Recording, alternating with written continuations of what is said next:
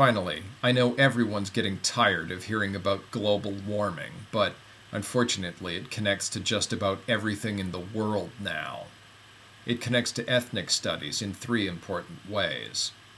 First, solving the global problem is going to depend on global cooperation, and racism isn't cooperation. If you approach your interaction with someone else with the assumption that you're superior to them, the only kind of agreement you'll be willing to make with them is one that's more beneficial to you than it is to them.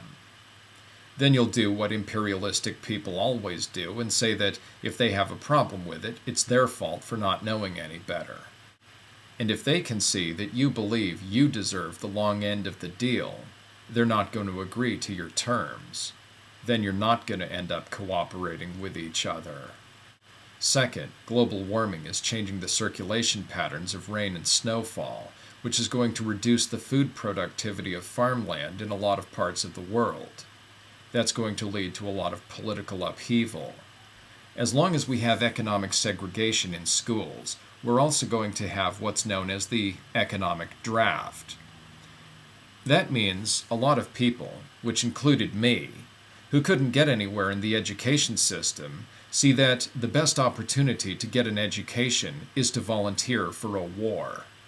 George W. Bush didn't send his own children to go fight the war. He sent other people's children to go fight it. As long as you believe that your culture is superior to someone else's, you believe your people are worth more than the other people. If you hate all those dumb people from the inner cities who listen to rap, are you really going to care if they die in a war? Third, every culture in the world right now, except those in the United States, has developed in a situation of not being the world's only superpower. No one who has lived in the United States their entire lives and is under 65 years old has ever lived in a country that wasn't a nuclear-armed superpower. So what are we going to do if stopping global warming depends on Americans cooperating with other people more than we've ever learned how?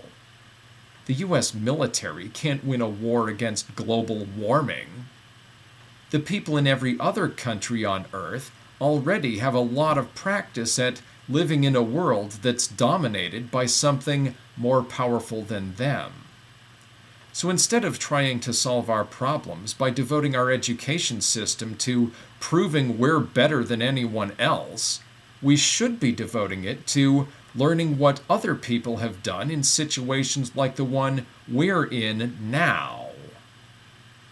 So are ethnic studies politically subversive? Well, that all depends on what the purpose of the American political system is. If the goal is world domination, then of course it's politically subversive. If the goal is democracy, then no, ethnic studies classes aren't subversive. Banning ethnic studies classes is subversive.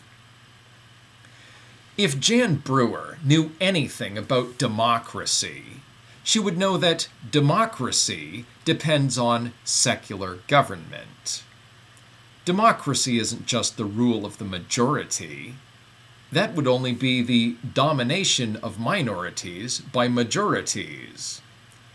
Democracy also depends on minorities being able to defend their rights by something other than voting. As Naomi Wolf explains in her book, Give Me Liberty, and other people have talked about a lot, democracy is inseparable from secular government, because the ability of minorities to defend their rights depends on decisions being based on facts as a common point of reference everyone shares. That, of course, depends on education, so that everyone learns what the facts are and how they fit together. Right now, a lot of Americans who volunteered to risk their lives to defend democracy are fighting in wars, and I was almost one of them. But why should anyone bother risking their lives to defend democracy against foreign aggressors if politicians like Jan Brewer are just going to destroy democracy right here at home?